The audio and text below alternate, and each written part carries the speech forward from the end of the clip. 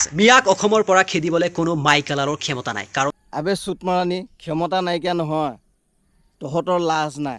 কাৰণ তহঁতি অসমীয়াৰ গু নাখালে তহঁতৰ পেট নভৰে। তেওঁলোক ভাৰতৰ প্ৰকৃত নাগৰিক। ইয়াতে মিয়া অসমীয়া, খিলঞ্জীয়া অখিলঞ্জীয়া বুলি কোনো কথা নাই। ভাৰতৰ নাগৰিক যিজন, তেওঁ প্ৰাপ্য অধিকাৰ পাব ভাৰতবৰ্ষত। গেদা, তোক এটাই কথা ক'লোঁ, তই যদি ভাৰতৰ নাগৰিকেই হয় তেনেহ'লে অসমখন বাদ দি অসমৰ চুবুৰীয়া ৰাজ্যকেইখনত তই সোমাই অলপমান মাটি দখল কৰিছা, তেতিয়া তই বুজি পাবি তই ভাৰতীয় হয়নে নহয়। মিয়াক বাংলাদেশী কোৱাটো আইন উলংঘন কৰা হয়। তোৰ নিচিনা চুটমাৰানি এটাক বাংলাদেশী কোৱাটো কোনো আইনৰ উলংঘন নপৰে, বুজিলি সুদূৰ ভাই।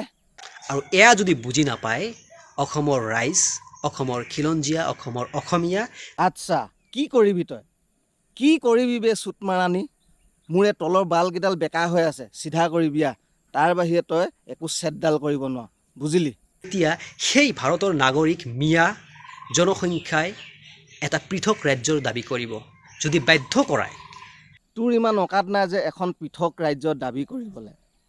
যদি তোৰ ইমানেই মন গৈছে পৃথক ৰাজ্যৰ দাবী কৰিবলৈ, তেনেহ'লে চিধা বাংলাদেশ যা, এখন অসমত নহয়, বুজিলি। প্ৰকৃত নাগৰিকক খেদিব চেষ্টা কৰিছে উজনিৰ পৰা। উজনিতো তেওঁলোকৰ পৈতৃক সম্পত্তি নহয়।